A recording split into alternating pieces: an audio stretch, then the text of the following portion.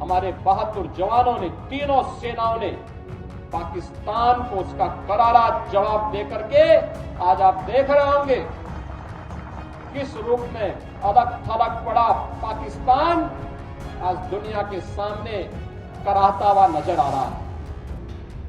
देश की सुरक्षा के साथ कोई भी अगर शरारती तत्व किसी प्रकार की शरारत करता है तो पूरी सजगता और सतर्कता के साथ हम सबको भी अपनी सेनाओं के मनोबल को भी बढ़ाना है, सुरक्षा बलों के साथ भी खड़ा होना है। मित्रों, महाराणा प्रताप का यह जन्मदिन आज अत्यंत महत्वपूर्ण हो जाता है हम सबके लिए। आप देख रहे होंगे 22 अप्रैल को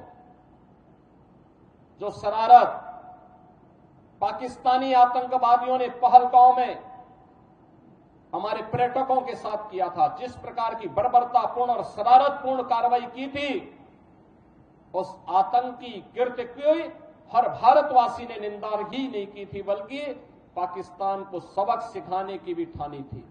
और प्रधानमंत्री मोदी जी का जो संकल्प था, हमारे बहादुर जवानों ने, तीनों सेनाओं ने पाकिस्तान को उसका करारा जवाब देकर के आज आप देख रहे होंगे किस रूप में अलग थलग पड़ा पाकिस्तान आज दुनिया के सामने कराहता हुआ नजर आ रहा है। आपने पाकिस्तान को बेशर्मीपूर्ण चरित्र देखा है कि जब भारत की कार्रवाई से आतंकवादी मारे गए, उन आतंकवादियों के जनाजे में पाकिस्तान के शीर्ष सैन्य अधिकारियों की उपस्थिति, पाकिस्तान के राजनेताओं की उपस्थिति दुनिया की आंखों को खोलने वाला होना चाहिए कि पाकिस्तान आतंकवाद को प्रश्रय ही नहीं देता, बल्कि आतंकी गतिविधियों में सीधे सीधे लिप्त है। और उसकी संलिप्तता इस बात को दिखाती है कि पाकिस्तान अब अपने वजूद के लिए जूझता हुआ दिखाई देगा। हर भारतवासी का दायित्व बनता है इस समय हम भारत की सेनाओं के मनोबल को बनाए रखने के लिए, देश की सुरक्षा के साथ कोई भी अगर शरारती तत्व किसी प्रकार की शरारत करता है तो पूरी सजगता और सतर्कता के साथ हम सबको भी अपनी सेनाओं के मनोबल को भी बढ़ाना है, सुरक्षा बलों के साथ भी खड़ा होना है। साथ साथ किसी भी उस शरारतपूर्ण कार्रवाई को जो सुरक्षा में सेंध लगाती हो उसको बेनकाब भी करना है।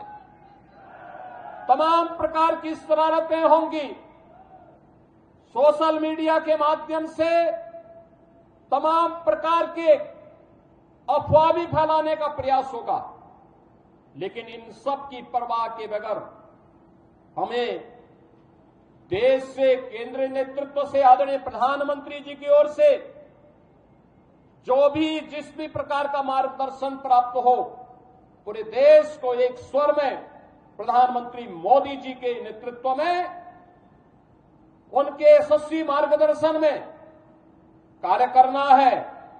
भारत हर हाल में विजयी है और विजयी रहेगा, इसमें कोई संदेह नहीं होना चाहिए।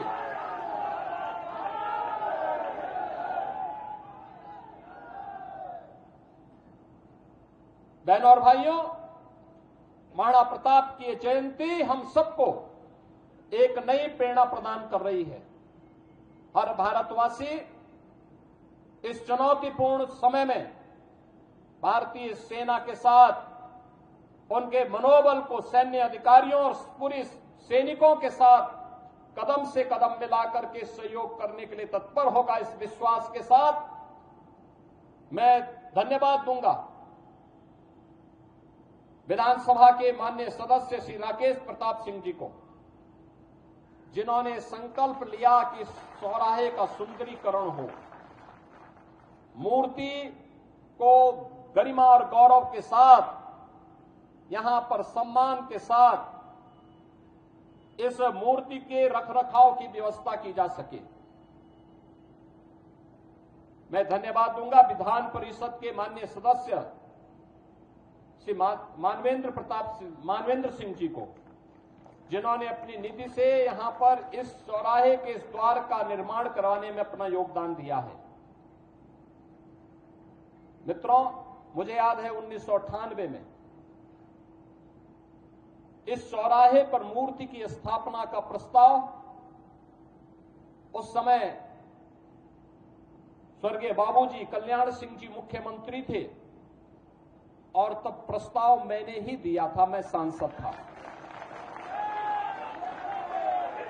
3 मूर्तियां हम लोगों ने बनाई थी उस समय, संस्कृति विभाग से महाराणा प्रताप की, एक मूर्ति लखनऊ के चौराहे के लिए, एक गोरखपुर के लिए और एक प्रयागराज के लिए, और तीनों स्थानों पर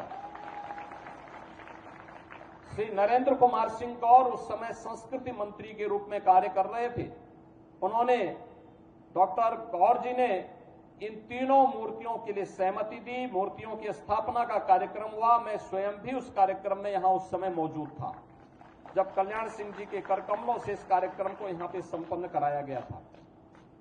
और गोरखपुर में भी भव्य मूर्ति आज के रक्षा मंत्री और उस समय के भारतीय जनता पार्टी के अध्यक्ष माननीय श्री राजनाथ सिंह जी के करकमलों से हम लोगों ने उस मूर्ति का गोरखपुर में स्थापना का कार्यक्रम संपन्न किया था। और मुझे प्रसन्नता है कि आज सुंदरीकरण के कार्यक्रम के साथ मुझे फिर इस कार्यक्रम के साथ जुड़ने का अवसर प्राप्त हुआ है।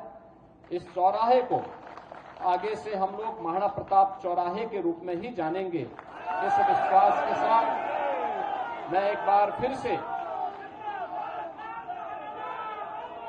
पूरे प्रदेश वासियों की ओर से देश की बहादुर सेनाओं के मनोबल को बढ़ाने के लिए हर उत्तर प्रदेश वासी देश के साथ प्रधानमंत्री मोदी जी के यशस्वी नेतृत्व में पूरी मजबूती के साथ खड़ा होगा। इसके साथ ही देश की सेनाओं की हर कार्रवाई का, जो देश की रक्षा के लिए की जा रही कार्रवाई के लिए भी पूरा उत्तर प्रदेश पूरी मजबूती के साथ उनके मनोबल को बढ़ाने के लिए अपना योगदान देता रहेगा। इस विश्वास के साथ मैं एक बार फिर से महाराणा प्रताप की जयंती के अवसर पर उनके श्री चरणों में कोटि कोटि नमन करते हुए महाराणा प्रताप का यह यशस्वी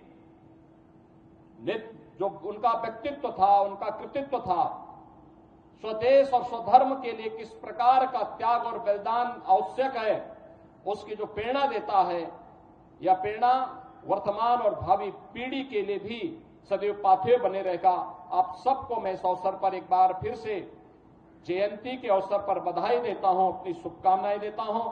धन्यवाद। जय हिंद।